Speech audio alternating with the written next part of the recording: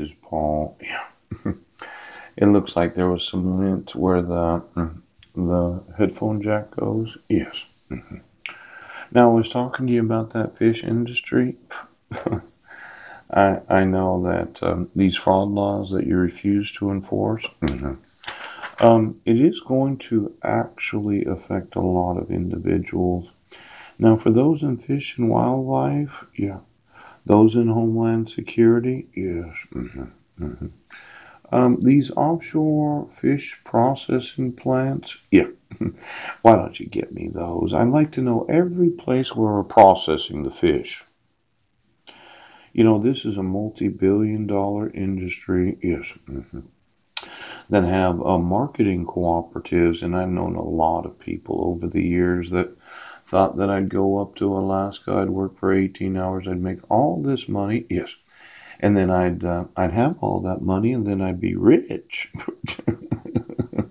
You know, as an individual that, well, my largest payday was $42,000 in 1 month. Yes.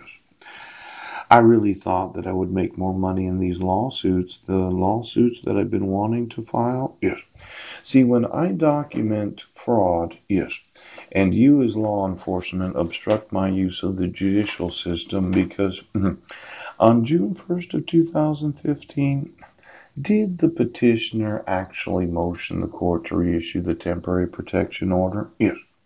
And then on June 12th, when you had this hearing, yes, did the petitioner actually attempt to serve me as the respondent? Oops.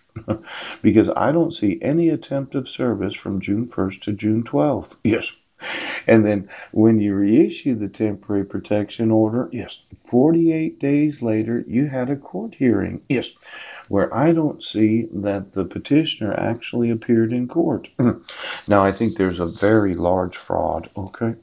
And I'll explain it to you where the petitioner, yes, did not fill out the actual court forms. Yes, yes. She didn't write her name in there. How many petitioners would not want to have their own name, yes, on a court form when motioning a court? Not a lot of them, because they would want the court to know who they are so that when the court gives them what they're asking the court for,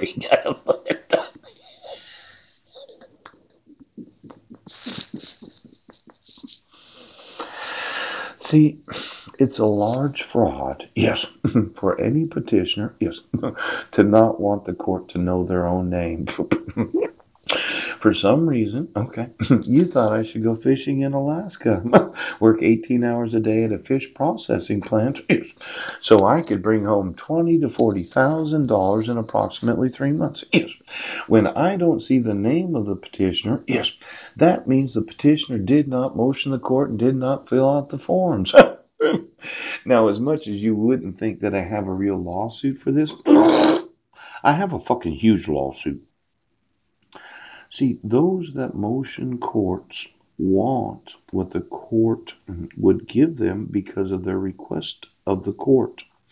To not have the petitioner's own name means the petitioner didn't want the court to issue what it did.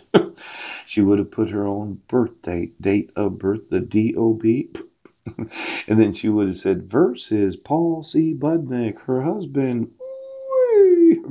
Now, a lot of those that motion the courts, they like being against the individual that they're motioning the court. It's kind of like this personal vendetta on the part of the individual known as the petitioner. She'd be saying, well, I'm going to teach this guy something. I'm going to kick his ass. But when you don't put my name on there, it's almost as if the petitioner didn't fill out the forms.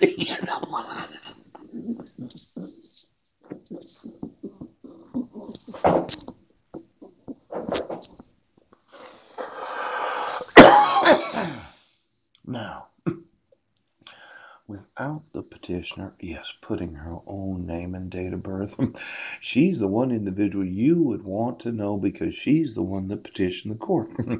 And without putting my name there, as in I'm against the respondent, yes, because I'm the alleged perpetrator of domestic violence and child abuse, I'm the individual that threatened her life. Yes, he is. To not have my name in there is almost like she forgives me of any wrongdoing. She has completely forgotten, Pooch, how bad I allegedly was in 2011.